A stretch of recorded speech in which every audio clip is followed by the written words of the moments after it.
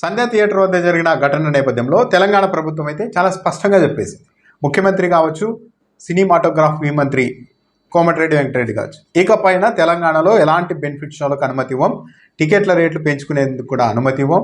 ఒకవేళ అలాని పెంచాల్సి వస్తే ఆ సినిమా ఏ దేశభక్తికి సంబంధించిందో ఒక సందేశాత్మక చిత్రం అయితే అప్పుడు ఆలోచిస్తామని స్పష్టంగా చెప్పేశారు. ఇప్పట్లో అయితే ఆ నిర్ణయం ఇప్పటికిప్పుడు మారుస్తారు అన్న అభిప్రాయం అయితే ఎవరిలో లేదు. చాలా గట్టిగానే ఉంటారేమో ఈ ప్రభావంతో అన్న అభిప్రాయం ఉంది. అయితే రేవంత్ రెడ్డి తీసుకున్న ఈ స్టాండ్ను తెలుగుదేశం పార్టీ మీడియా చాలా బలంగా గత 2-3 రోజులుగా బలంగా సపోర్ట్ చేస్తోంది. డిబేట్లు పెడుతున్నారు. అసలు ఇది కరెక్ట్, రేవంత్ రెడ్డి చాలా ధైర్యంగా నిర్ణయం తీసుకున్నాడు. అసలు బెనిఫిట్ షో లేనిది, బెనిఫిట్ షోలో మళ్ళా ఇష్టానుసారం టికెట్లు పెంచుకోవడానికి ప్రభుత్వాలు అనుమతి ఇవ్వడం ఏంది? అసలు తొలి రోజుల్లో వచ్చేదే అభిమానులు, వాళ్ళని దోచేసుకుంటున్నారు హీరోలు, వాళ్ళకి తక్కువ రేటుకి చూపించాలి కదా. భుజాలను ఎత్తుకొని మోస్తున్న అభిమానులకి ఏదన్నా వెసులుబాటు ఉండాలి, కానీ మళ్ళీ వాళ్ళనే దోచుకోవడం ఏంటి? స్టూడెంట్స్ వస్తారు, ఇలాంటి వాళ్ళందరినీ తొలి రోజుల్లోనే దోచేస్తున్నారు. కాబట్టి రేవంత్ రెడ్డి చెప్పింది కరెక్ట్, బెనిఫిట్ షోలు ఉండకూడదు, అసలు టికెట్ల రేటు పెంపుదలకు కూడా అనుమతి ఇవ్వకూడదు అని చెప్పేశారు. ఇది తెలంగాణ ప్రభుత్వం తీసుకున్న స్టాండ్ను తెలుగుదేశం పార్టీ మీడియా సంస్థలు చాలా గట్టిగా సమర్థిస్తూ ఉన్నాయి. అయితే ఇప్పుడు ఏపీకి కూడా ఈ పరిస్థితి వెళ్తుంది. నెక్స్ట్ చాలా సినిమాలు ఉన్నాయి.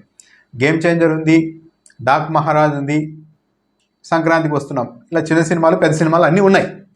ఇప్పుడు ఏపీ ప్రభుత్వానికి తప్పనిసరిగా నిర్మాతలు వెళ్ళి మాకు బెనిఫిట్ షోలకు అనుమతి ఇవ్వండి, టికెట్ల రేట్లు పెంచుకునేందుకు అనుమతి ఇవ్వండి అని తప్పనిసరిగా అడుగుతారు. మరి అప్పుడు చంద్రబాబు నాయుడు ప్రభుత్వం ఏం చేస్తుంది? తెలంగాణలో వివాదం అది, ఏపీలో మనకెందుకు దీన్ని రాసుకోవడం అని చెప్పి ఇదివరకులాగే బెనిఫిట్ షోలకు టికెట్ల రేట్లు పెంచుకోవడానికి చంద్రబాబు నాయుడు ప్రభుత్వం, కూటమి ప్రభుత్వం అనుమతి ఇస్తుందా?